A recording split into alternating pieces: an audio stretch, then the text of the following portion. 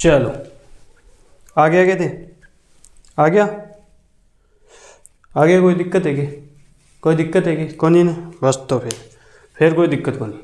चलो चलो करें शुरू। क्या पढ़ रहे थे हम, क्या पढ़ रहे थे बच्चों, क्या पढ़ा ब्रो, मुझे मानवे रहे क्या पढ़ा हुआ। चलो हम पढ़ रहे थे राजस्थान की नदियाँ, ठीक है। और वही जैसे पढ़ते आ रहे थे वैसे ढंग से कहानियों से हम पढ़ रहे थे, उसी तरीके से हम आगे पढ़ेंगे। कोई दिक्कत कौन, दिक्कत कौन गुरु जी, मन कोई दिक्कत को नहीं, थाने कोई दिक्कत है तो बता दो, मन भी कोई दिक्कत को नहीं, ठीक है। नदियों में हमने क्या क्या पढ़ लिया था, हमने अरब सागर का अपवाह तंत्र कंप्लीट पढ़ लिया था, बंगाल की खाड़ी का अपवाह तंत्र पढ़ लिया था। अब लास्ट में बचता है आंतरिक अपवाह तंत्र, ठीक है। यानी ऐसी नदियाँ जो किसी सागर में नहीं गिरती, बीच में विलुप्त हो जाती है, वो है आंतरिक अपवाह तंत्र की नदियाँ। इसके बाद में नदियाँ कंप्लीट हो जाएगी आपकी, ठीक है टाबरो, ठीक है गुरु जी। हो बहुत बढ़िया बात है, बहुत बढ़िया बात है। चाला के गुरु जी एक तो बकवास ना करिया करो, डायरेक्ट पढ़ाया करो। तो डायरेक्ट यही है, आंतरिक अपवाह तंत्र की नदियाँ हम पढ़ेंगे, जिसमें आज मैं आपको 2 नदियाँ करवाऊंगा, एक बड़ी नदी एक छोटी नदी, यानी ठीक है। जो भी कौन सी नदी है हम वो पढ़ेंगे, वो देख लेंगे, ठीक है कि ठीक है टाबरो, ठीक है गुरु जी। चलो आज टॉपिक हेडिंग डाल लेना, आंतरिक अपवाह तंत्र की नदियाँ।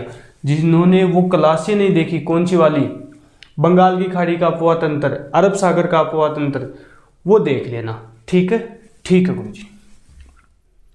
चलो आज हम पढ़ेंगे आंतरिक अपवाह तंत्र की नदियाँ। आल्यो गुरु जी वो टॉपिक है, ओई तो है, ओई है ना टापरो, हाँ गुरु जी ओई है। चलो हम सबसे पहले आज पढ़ेंगे घग्गर नदी। कौन सी, घग्गर नदी, हाँ गुरु जी घग्गर नदी पढ़ो, आई पढ़िया बा, क्या पढ़िया, घग्गर नदी पढ़िया, ठीक है ठीक है ठीक है गुरु जी। अब चलिए करते हैं शुरू करते हैं। बिल्कुल तरीके से पढ़ाऊंगा, ढंग से पढ़ाऊंगा, टेंशन आप लोगों को लेनी नहीं है, बिल्कुल ही नहीं लेनी है, ठीक है। एक नदी है, यहाँ करके यहाँ करके यहाँ चल गई, ठीक है। यहाँ करके यहाँ करके यहाँ चल गई। अब बीच में से यहाँ पानी है ही कमाया, और यो पानी पानी पानी पानी पानी, और आज ब्लू है पानी पानी, आज कालो है पानी पानी, ठीक है ठीक है। यहाँ पर एक पहाड़ी है, के हटा ब्रो, गुरु जी मानो को नहीं रखी है, एक पहाड़ी है, ये पहाड़ी को नाम है शिवालिक पहाड़ी, के है शिवालिक पहाड़ी, के हटा ब्रो, दिख रहा है शिवालिक पहाड़ी, दिख रही है, दिख रही है गुरु जी, क्या दिख रही है, शिवालिक पहाड़ी। इस शिवालिक पहाड़ी का ही एक और नाम है, उसको हम कहते हैं कालका पहाड़ी, ठीक है। शिव तांडव करया हा, कालका का रूप जो कालका माता की शिव और कालका माई तांडव करया, तो ठीक है। तो शिवालिक पहाड़ी का दूसरा नाम क्या है, कालका पहाड़ी, ठीक है गुरु जी। बहुत बढ़िया बात है गुरु जी, माने दबार समझ में आ रहे हो, एकदम ढंगो समझ में आ रहे हो, पढ़ाई क्यों हाल है, क्या समझ में आया। बस घग्गर नदी का उद्गम होता है शिवालिक पहाड़ी से या कालका पहाड़ी से, ठीक है गुरु जी। या खटे है आए टाबरो, हिमाचल प्रदेश में है, खटे हिमाचल प्रदेश में, यानी कि घग्गर नदी का उद्गम शिवालिक पहाड़ी से होता है, कालका पहाड़ी से होता है, जो कहाँ पर है, हिमाचल प्रदेश में, ठीक है। हिमाचल प्रदेश हुआ हरियाणा में चल गया है, और हरियाणा से आपने प्रवेश खट कर है, राजस्थान में प्रवेश करे है, और राजस्थान में खट प्रवेश करे है, राजस्थान में आप प्रवेश करे हनुमानगढ़ में, खट करे टापरो हनुमानगढ़ में प्रवेश करे है जी। मतलब आओ हिमाचल प्रदेश है, वो अटसी हरियाणा आ गयो, और हरियाणा के बाद में उरा आ गयो हनुमानगढ़, ठीक है। उरे की है टापरो हनुमानगढ़, हनुमानगढ़, ठीक है। हनुमानगढ़, हनुमानगढ़ की एक तहसील है, भी को नाम है टिब्बी तहसील, ठीक है। तो हनुमानगढ़ भटनेर में मैं यहाँ पे लिख देता हूँ, टिब्बी तहसील में ये प्रवेश करती है, ठीक है। तो यहाँ पे मैं लिख देता हूँ राजस्थान में प्रवेश करती है, अब प्रश्न बन गयो, सीधो सो प्रश्न बन गयो कि घग्गर नदी राजस्थान में सर्वप्रथम कहाँ पर प्रवेश करती है? तो हनुमानगढ़ भटनेर टिब्बी तहसील में प्रवेश करती है। ठीक है गुरु जी। अब दूसरा प्रश्न क्या बनता है? हाथों हाथ प्रश्न लेके वो चलेंगे अपन। दूसरा प्रश्न बनता है कि घग्गर नदी का प्रवाह क्षेत्र कौन कौन सा है? हनुमानगढ़ हो गया, हाँ गुरु जी हो गया, बहुत बढ़िया बात है, हो गया। तो श्री गंगानगर, ठीक है। नदियाँ आई पहाड़ से निकलती हनुमानगढ़ में बढ़ी, हनुमानगढ़ में बढ़ती बढ़ती श्री गंगानगर में बढ़ गई, और श्री गंगानगर के बाद में खट बढ़ गई अनूपगढ़ में बढ़ गई, ठीक है। और फिर यहाँ करती चल गई आपने पड़ोसियागंज चल गई पाकिस्तानगंज चल गई, ठीक है। हालांकि ये नदी यहाँ तक पहुँचती नहीं, ये यहीं विलुप्त हो जाती है। हिमाचल प्रदेश से हरियाणा से हनुमानगढ़, और हनुमानगढ़ में ही विलुप्त हो जाती है। अंड तक पहुंचे ही नहीं, कभी कौन पूछी, आज तक ही कौन पूछी, एक बार पहुंचेगी है, ठीक है। लेकिन अठे विलुप्त हो जाती है, इसलिए इस नदी को हम कहते हैं मृत नदी, मरेडी है गुरु जी। नदी मरेडी की है, घग्गर नदी ने मरेडी क्यों कहे, मृत नदी क्यों करे? क्योंकि बीच में ही मर जाए बापड़ी, अठ तक आओ ही नहीं, जितना प्रवाह क्षेत्र वहां तक पहुंचती नहीं है। क्योंकि प्रवाह क्षेत्र कितना है, कुल लंबाई कितनी है? कुल लंबाई है टाबरू की 465 किलोमीटर है, ठीक है। और राजस्थान में कितनी है? 100 किलोमीटर है। अब बताओ राजस्थान में कितनी है? 100 किलोमीटर है, कुल कितनी है? 465 किलोमीटर है। पर बापड़ी अठ तक पहुंचे ही नहीं, तो अठे ही खत्म हो जाए, अठ तक हनुमानगढ़ में ही खत्म हो जाए, ठीक है टाबरू, ठीक है। अब चलो आगे। अब एक इंपॉर्टेंट क्वेश्चन, अब घग्गर नदी है ना, घग्गर नदी एकमात्र नदी है, ये एकमात्र नदी है जिसका उल्लेख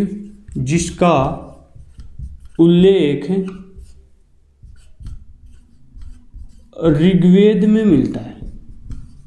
हाँ गुरु जी मिल रहा तो है, खट मिल रहा है, ऋग्वेद में मिलता है, ठीक है गुरु जी। देश की सबसे बड़ी आंतरिक अपवाह तंत्र की नदी है, अपवाह तंत्र की नदी है कौन सी?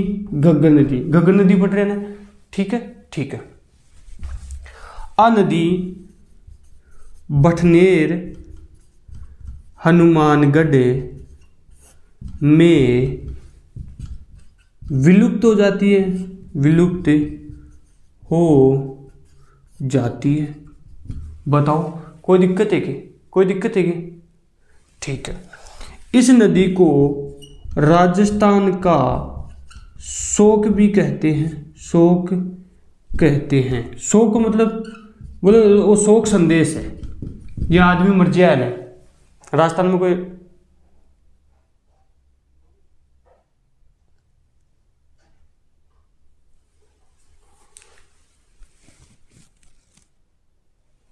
चलो कोई ना कोई आए जाए कीड़ो करने। तो राजस्थान का शोक कहते हैं किसको? घग्गर नदी को कहते हैं, ठीक है। और घग्गर नदी की क्या बात है? राजस्थान में नट व नाला कहते हैं किसको? घग्गर नदी को। पाकिस्तान में हकरा कहते हैं, क्या है? हकरा कहते हैं किसको? घग्गर नदी को। किसको कहते हैं? घग्गर नदी को, ठीक है। घग्गर नदी मृत नदी, और इसी को हम सरस्वती नदी कहते हैं, सरस्वती नदी, ठीक है। इसी को हम द्वेष नदी भी कहते हैं, क्या कहते हैं? द्वेष नदी, द्वेषवती नदी कहते हैं, मृत नदी कहते हैं, घग्गर नदी कहते हैं, मृत नदी कहते हैं, सरस्वती नदी कहते हैं, ठीक है टाबरो, ठीक है। गुरु जी माने बहुत बढ़िया समझ में आयो, थाने समझ में आ गो तो बहुत बढ़िया बात है, बहुत बढ़िया बात है टाबरो, बहुत बढ़िया बात है। बताओ अब एक बार वापस आ दो, अट्ठी ने वापस आ दो, अंडी ने वापस आ दो। क्या पढ़ रहे थे हम? आंतरिक अफवाह तंत्र की नदियां पढ़ रहे हैं, जिसमें सबसे पहले हम पढ़ रहे हैं घग्गर नदी। घग्गर नदी को मृत नदी, सरस्वती नदी व द्वेस्वती नदी भी कहते हैं। ठीक है, घग्गर नदी का उद्गम हिमाचल प्रदेश की शिवालिक पहाड़ी या कालका पहाड़ी से होता है, जो हनुमानगढ़ में, राजस्थान में हनुमानगढ़ में सबसे पहले प्रवेश करती है। ठीक है, और हनुमानगढ़ में ही विलुप्त हो जाती है। कुल लंबाई 465 है, राजस्थान में इसकी लंबाई 100 किलोमीटर है। ठीक है, एकमात्र नदी है जिसका उल्लेख ऋग्वेद में भी मिलता है। देश की सबसे बड़ी आंतरिक अफवाह तंत्र की नदी है। बटनेर हनुमानगढ़ में विलुप्त हो जाती है। राजस्थान का शोक भी इसको कहते हैं, राजस्थान में नट या नाला इसको कहते हैं, पाकिस्तान में हकरा भी कहते हैं। ठीक है, और इधर हनुमानगढ़ यहीं पे कालीबंगा पीलीबंगा सभ्यता भी यहीं पर है। ठीक है, इस चीज़ का भी आप लोगों को ध्यान रखना है। बहुत बढ़िया बात है गुरुजी, बहुत बढ़िया बात है, बहुत बढ़िया बात है। कर लिया नोट? नोट कर लिया तो, न कर हो तो कर लो, न कर हो तो कर लो। ठीक है, करो नोट।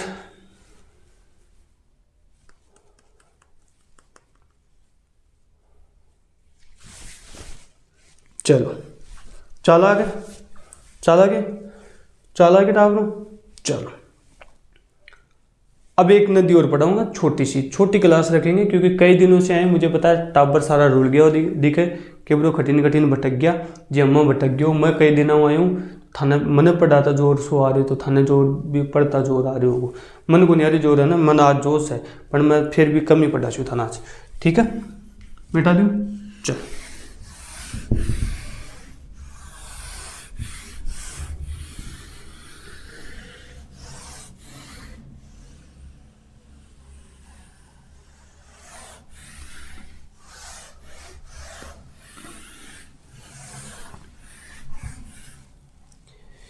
एक नदी और आवा है टाबरो। कौन सी नदी है टाबरो? कांकनी नदी। कौन सी नदी टाबरो? कौन सी नदी है टाबरो? कांकनी नदी है ना। कांकनी है, कांतली नदी है, कांकनी पढ़ा चु थान पहली। ठीक है, कांतली है ना, कांतली, कांतली। कौन सी टाबरो? कांतली नदी पढ़ा चु थान। ठीक है, ठीक है टाबरो, ठीक है गुरु जी। आ या नदी यहाँ करके यहाँ गई, यहाँ करके गई। ठीक है, अठे एक जगह है खंडेला। ठीक है, रेवासा, सिक्कर, रेवासा के एक गांव है एक है सिक्कर को। ठीक है, खंडेला के पहाड़ी है। ठीक है, सिक्कर में एक पहाड़ी है, ये पहाड़ी को नाम है खंडेला की पहाड़ी, और बा पहाड़ी कटे है रेवासा गांव में, रेवासा गांव कटे सिक्कर में। तो कांतली नदी का उद्गम कहाँ हो गया? रेवासा सिक्कर में हो गया। ठीक है, फिर चल जाए आपने नीम का थाना, नीम का थाना में चल जाए है। ठीक है, फिर ये करती आगे झुंझुनू में भी आज चल जावा है। ठीक है, इसकी भी लंबाई 100 किलोमीटर मानते हैं, और ये भी देश की दूसरी सबसे बड़ी आंतरिक अफवाह तंत्र की नदी है। कौन सी? कांतली नदी। और इससे पहले कौन सी हो गई थी? घग्गर नदी। ठीक है, ठीक है। और क्या बात है गुरु जी की? ये बहुत बढ़िया बात है। प्रवाह क्षेत्र को तोरावटी कहते हैं, तोरावाटी या तोरावटी कहते हैं। ठीक है टाबरो, ठीक है कि ठीक है गुरु जी। नीम का थाना झुंझुनू। अब यहीं पर क्या है आपके नीम का थाना में? गणेश्वर सभ्यता भी है। यहीं पर क्या है? गणेश्वर सभ्यता भी है। कहाँ पर? नीम का थाना में। ठीक है, और झुंझुनू में भी एक सभ्यता है। कौन सी सभ्यता? सुनारी सभ्यता। यहीं पर क्या है? सुनारी सभ्यता भी है। क्या है टाबरो? सुनारी सभ्यता भी है। ठीक है, ठीक है। बात पल्ले पड़ी कौन पड़ी? पड़गी ने, तो बहुत बढ़िया बात है। इतनी बात पल्ले पड़गी तो इतनी सी ही कांतली नदी के बारे में केवल थाने याद रखना है। उद्गम खंडेला की पहाड़ी सिक्कर से होता है। नीम का थाना झुंझुनू, ये क्या हो गया? इसका प्रवाह क्षेत्र हो गया, जो जिले बनने के बाद हुआ है। ठीक है, ठीक है। सुनारी सभ्यता झुंझुनू में है, इसी नदी के किनारे है। गणेश्वर सभ्यता भी इसी नदी के किनारे। प्रवाह क्षेत्र को तोरावटी कहते हैं, जो नीम का थाना और झुंझुनू क्षेत्र इसमें आता है। आज के लिए केवल 2 नदियां पढ़ेंगे, नेक्स्ट क्लास में और नदी पढ़ेंगे। तब तक के लिए धन्यवाद। पढ़ते रहो, पढ़ाते रहो, खेलते रहो, खिलाते रहो। शुक्रिया, आदाब, सत श्री अकाल, राधे राधे, जय श्री कृष्णा, जय श्री श्याम।